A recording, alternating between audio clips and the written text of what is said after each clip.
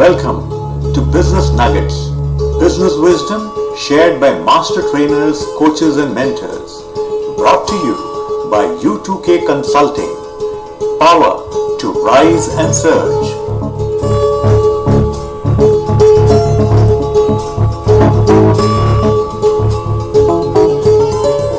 So you mentioned about tools or techniques which can be used to reduce this iteration. One of them you talked about lean manufacturing, design thinking. Yeah. Can you just elaborate on these tools and if there are anything more? Design thinking as a process has been gaining ground in the last 15 years or so, post say the dot-com bust in the early 2000s.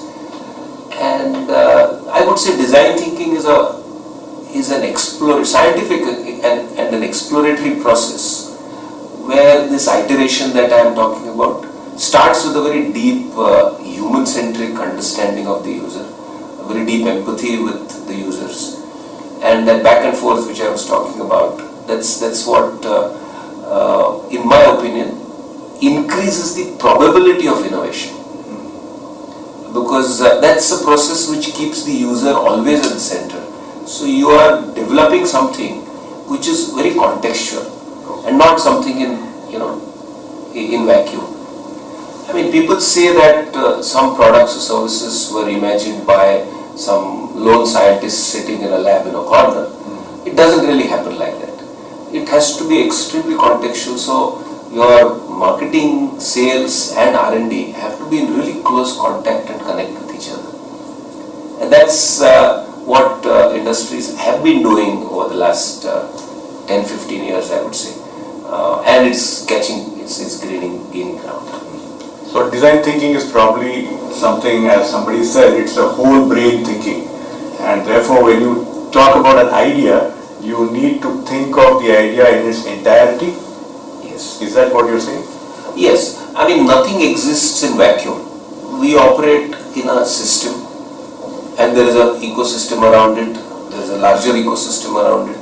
And the ripples of one action get reflected in a completely unrelated field. So this ability to kind of visualize scenarios, unfolding scenarios, is something that is unique and something that is innate in that design thinking mindset.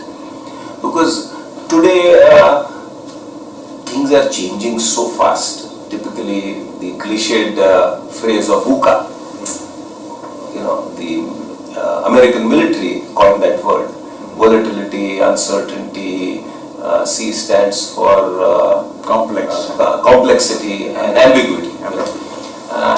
And the way managers have been trained, or the way our schooling has happened, it is where a person is trained to mitigate risks. If you see all our examination patterns, we've grown up, our kids have grown up on multiple choice questions. Anything that one deviates from doesn't get a good grade. So finally we have all begun to conform with what is expected.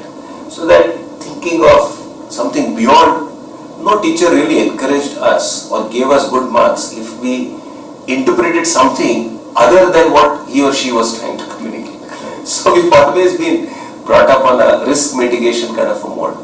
Whereas in a design school, if you go, there is constantly new ideation, trying out new stuff, creating something which is futuristic, which is based on some findings today, what people are complaining about today or what people are aspiring for tomorrow. So that design school approach or the design thinking approach needs to come into management. And in a VUCA world, things are not really predictable. So you have to have managers who have the ability to keep on unlearning something that they already know and relearning something that they need to know. And this is not a process that can be cast in concrete.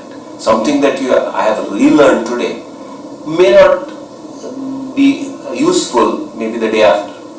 So we need to have people in organizations who have an open mind, who are willing to kind of give up their assumptions challenge their old assumptions, look at things differently, and solve problems in completely different ways.